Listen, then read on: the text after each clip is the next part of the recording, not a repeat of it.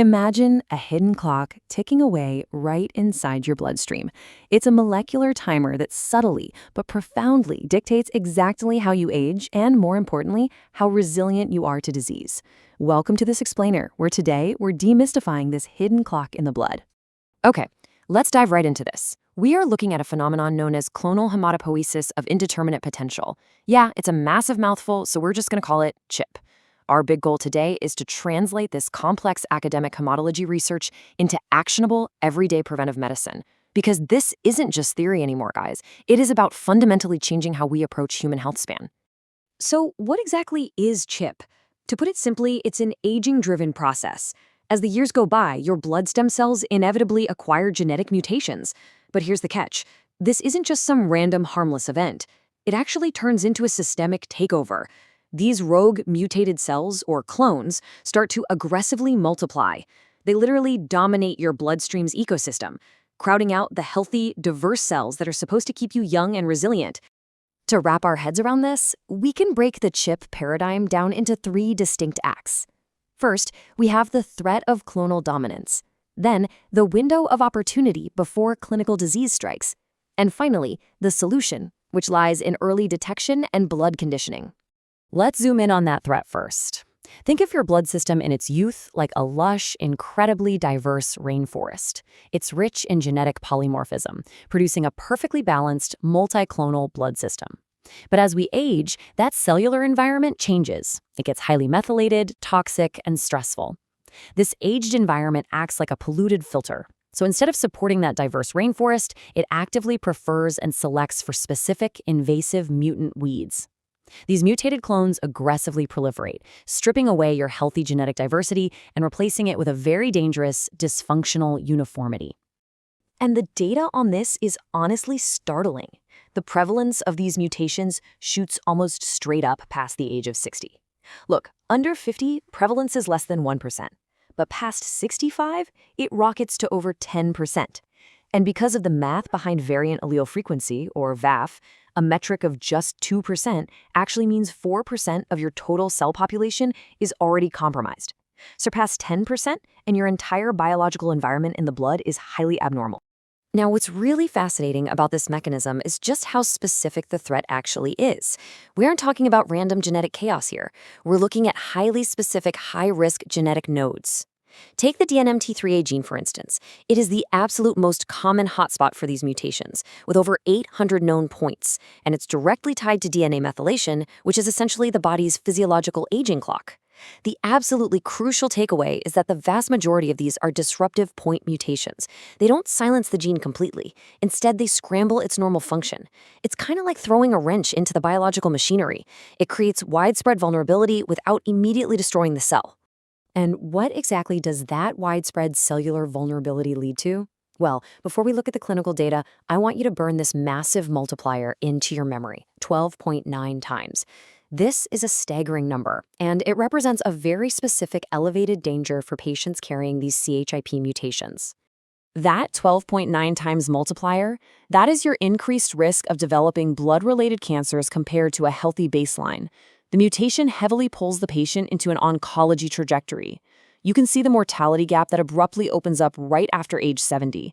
If you have CHIP, there is a 15 to 20% drop in overall survival compared to a healthy baseline. It's a dramatic shift in the clinical trajectory, leading to a significantly higher likelihood of early mortality. But right here is where we pivot from doom to hope. There is a massive clinical plot twist. Between the moment these mutations acquire dominance and the actual onset of clinical blood cancers, there's a silent, asymptomatic latency period, and it lasts anywhere from 2 to 7 years. This is an unprecedented window of opportunity. It acts as a built-in molecular early warning system. If you can detect CHIP during this latency phase, clinics actually have the time to intervene and condition the blood environment before severe cardiovascular events or diseases are irreversibly cemented. So the obvious question is, how do we reliably detect it? Historically, research relied heavily on academic whole genome sequencing. That means reading the entire genome at an immense depth of 80 to 100 times over. It generates massive amounts of data that you can't even act on, and the costs are completely prohibitive for standard clinical care. But the major breakthrough we are seeing today is the transition to targeted clinical PCR. Instead of looking at absolutely everything, we use absolute precision to look only at specific primer sets for those known high-risk mutations, exactly like the ones on DNMT3A. And this brilliantly illustrates how that shift completely revolutionizes the economics of detection. When you move from whole genome sequencing to the clinical vanguard of targeted PCR, the operational reality fundamentally changes.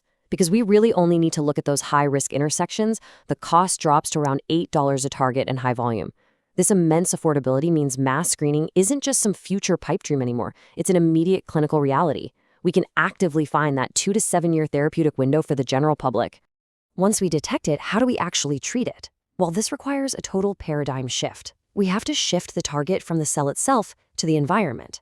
Systemically hunting down and destroying every single mutant blood cell is just medically unfeasible. Instead, the strategy is to break the cycle by changing the systemic environment. Remember, these mutant clones thrive specifically because the aged, toxic, highly methylated plasma environment gives them a competitive advantage. If we clean that environment, we strip the mutant clone of its advantage, allowing healthy, clonal variation to naturally return. We call this intervention blood conditioning, and it works as a really clever dual-pronged approach. On one side, we have systemic dilution through plasma exchange. Think of this as fundamentally altering the microenvironment by clearing out concentrated inflammatory markers and disruptive epigenetic drivers. Then, on the other side, we use cellular senolytics. These are targeted therapies designed to clear out the silent, aged stem cells that project inhibitory, toxic signaling right onto your healthy cells. Together, this dual approach weakens those dormant healthy clones and restores the beautiful genetic polymorphism that is characteristic of youth. Of course, science requires quantification, so let's look at the math of rejuvenation. We calculate something called regenerative capacity, or RC, as the stem cell count multiplied by the stem cell function, which is essentially its proliferation rate. By establishing this functional benchmark, like say using an in vitro scratch test to measure healing speeds using a patient's newly conditioned plasma, we can track the quantifiable drop in methylation metrics post-intervention. It essentially gives us a precise, absolutely measurable goal for anti-aging. Which brings us to our final and perhaps most important thought for this explainer. If we can literally wash away the toxic environment of our blood, if we can dilute the epigenetic drivers of aging and actually awaken youthful genetic diversity, can we truly rewind the biological clock? The research surrounding CHIP strongly suggests that human health span extension is no longer just science fiction. It's an actionable, measurable target that we are deciphering right now. Thank you so much for joining me to explore the hidden clock in our blood. Stay curious, keep learning, and I'll catch you in the next explainer.